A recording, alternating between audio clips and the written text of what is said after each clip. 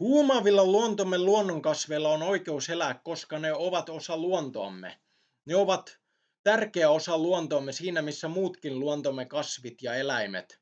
Myöskin yksinään ollessaan, kun ne koristavat maaseutujamme, metsiämme, ketojamme ja niittyjämme, ne yksinään ollessaan eivät vahingoita ketään tai mitään, paitsi viemällä elintilaa muilta kasveilta ja jonkin verran imemällä veden maasta. Mutta niin tekevät kaikki muutkin kasvit.